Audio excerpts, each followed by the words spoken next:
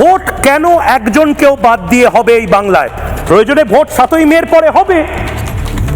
নতুন রাজ্যপাল চলে এসেছেন, 7ই মের পরে বাংলায় ভোট হলে অসুবিধা কি? রাজ্যপাল RN রবি এই মুহূর্তে তিনি প্রাক্তন আইবি অফিসার ছিলেন, তিনি একটা রাজ্যের রাজ্যপাল হিসেবে কাজ করেছেন। বন্ধু রাষ্ট্র বাংলাদেশ, সেই বাংলাদেশটা হাতের তালুর মতন জানেন।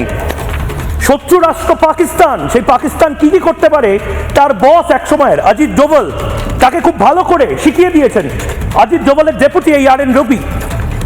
পারবেন না RN রবি এই বাংলায় এত বড় একটা ভোট, সেই ভোটটাকে সামাল দিতে? যদি সুপ্রিম কোর্ট RN রবিকে বলে, আদৌ বলতে পারে কিনা সেটা সাংবিধানিক বিশেষজ্ঞরা বলবে। আমি তো বলবো বিরোধীদের কথা মানা উচিত। তাপস ব্যানার্জি ISF এর তৃণমূল কংগ্রেস নেত্রী কালকে থেকে ধর্নায় বসছেন। অধীর বাবু, অধীর চৌধুরী, তিনিও এই বিষয়ে জবাব চায় বাংলা যখন করছি তা আমরা প্রতিক্রিয়া নিতে গেছিলাম। খুব বড় কথা বলেছেন, অবাধ এবং নির্বাচন নিরপেক্ষ রাখতে নির্ভুল ভোটার তালিকা প্রয়োজন এবং সেটা ছাড়া কি করে সম্ভব এই ভোট? যতদিন না ত্রুটিবিহীন ভোটার তালিকা তৈরি হচ্ছে ততদিন নির্বাচন স্থগিত থাক।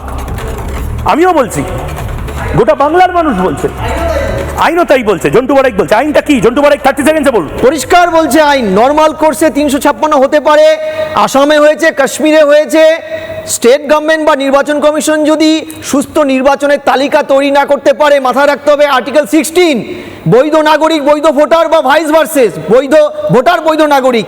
কাউকে ভোটার লিস্ট থেকে বাদ দেওয়া বা বৈধ কোনো নাগরিককে ভোটদানে কারো ফেলিওনেস থেকে যদি ভোটদানে বিরত করা হয়, তার মৌলিক অধিকারকে খর্ব করা হবে।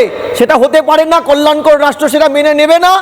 এবং সেই কারণেই হয়তো সুস্থ একটা ভোটার লিস্টের তাগিদে, যেটা অসম বা জম্মু কাশ্মীরে করা হয়েছিল, ঠিক একই কায়দায় নির্বাচন। এটাকে খেয়াল রাখতে হবে, এখানে কিন্তু সুপ্রিম কোর্টের ইন্টারভেনশন জায়গাটা খুব কম।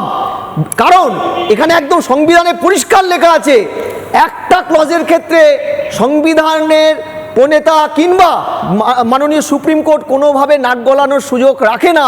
সেটা হচ্ছে এই ইলেকটোরাল রোল, যেটা সুস্থ না হলে, যতদিন না সুস্থ হবে ততদিন পর্যন্ত একটা রাষ্ট্রপতি শাসনের প্রক্রিয়াকরণের মাধ্যমে কাজটা হবে। বেশ।